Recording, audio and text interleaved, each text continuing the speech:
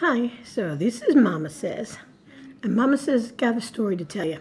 I was shopping today, trying to get in and out of the store as fast as I could because it was raining out there and it was getting wet.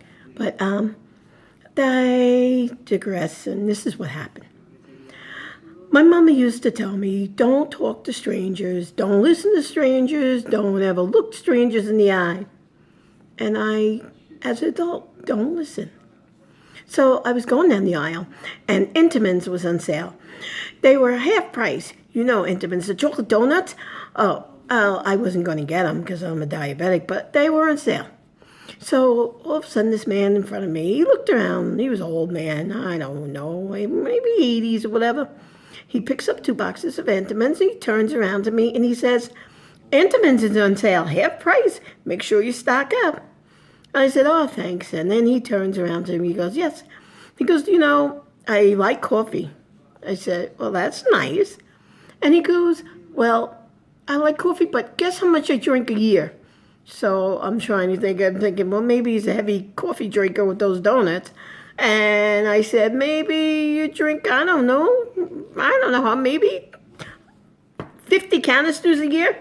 He goes, no, 2. Let me tell you the story.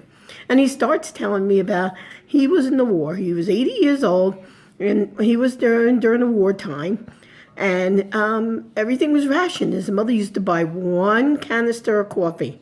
That's what they had a coupon for. So his mother, to stretch him, would make coffee, and when there were extra grinds, she would take the extra grinds, put them on a pot, a different pot. And then when she would get a new canister of coffee, she would mix it half and half. Half of the used grains, what do you call them? The used grounds, that's it. Used grounds, and put it with new grounds, and the coffee would stretch for a long, long, long time. So he never liked the coffee because it always tasted horrible. So then he finally realized he found coffee that he liked. So now he says, from that time when he was a young man in his 30s or whatever, 40s, 30s, he drinks 1 cup of coffee every day with donuts. Hence why he's buying the donuts on sale. Then he told me he was 80 years old. He was in the war. He was in the Navy, and he was on a boat, on a ship, and he was the ship's chef. And he said how he liked to make the food special for the guys. Always tried to make it special so they would remember the meal in case it was one of their last meals. And I'm sitting there listening to him, and I'm trying not to cry in the store because the guy's touching me. This stranger is touching my heart. This 80-year-old man. And so he said he always made his food special, and they appreciated it for him. And he telling me about how life was different then. He told me about how life was simple then. People used to talk to each other. He goes, I walk, you know how many people bump into me because they're looking down at that phone thing? He goes, I don't understand it. People used to look people in the eye. I said, I like that. I like to hear stories. So he goes, well, you're very special. I said, thank you. And he goes, well, I just think times have changed, sometimes for the better and sometimes for the worse. He goes, I'm 80 years old. Here I am drinking my 1 cup of coffee all by myself in my house every day. So he goes, don't feel sorry for me. He goes, I lived a good life. I had my wife. She passed away. I was in the Navy. I'm proud of it. He goes, I love America. And he goes, I'm proud of what I did. So he goes, I come from an Irish background.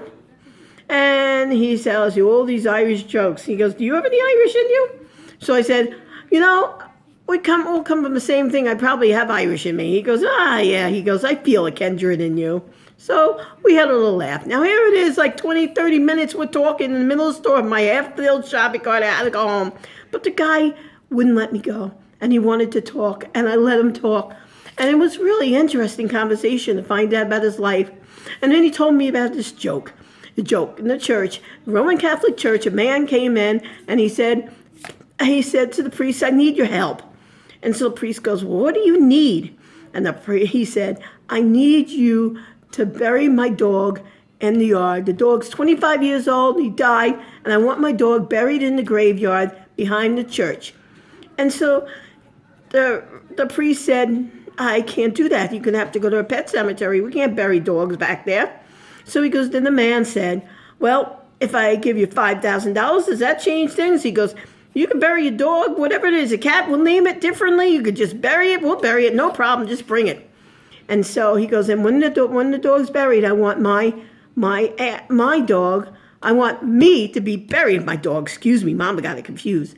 So the priest goes, fine, that'll be 5,000 too. So that was the joke. You get it? It was funny then. I guess I might have messed it up a little bit. But this 80-year-old man was telling me it. So it was funny. So the man started talking about cats and how he has 11 cats in the yard, feral cats, and he feeds them because he feels sorry for them. And then one day, somebody came and said, oh, we're going to take the cats away. So he goes, he felt bad about it because he was getting attached to all the cats, had the names. And he goes, okay, you could take them. Maybe they'll have a better home. And the guy goes, all right. And he walked away.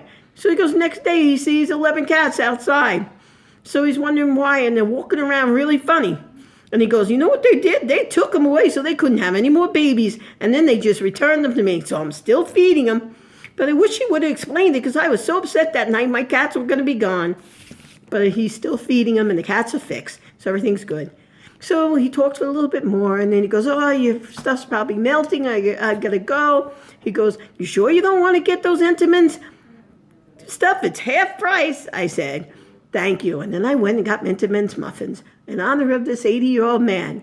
And, I'm thinking to myself, I took the time to sit there and let him talk for a half hour when I had other things to do.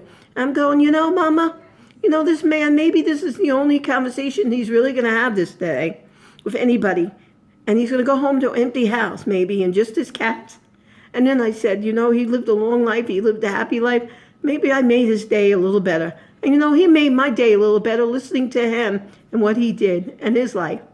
So when my mama said, don't talk to strangers, I want to tell you, pick yourself up from your phones, look up, and maybe somebody will catch your eye, and maybe they have something to share with you, and maybe you can share something with them.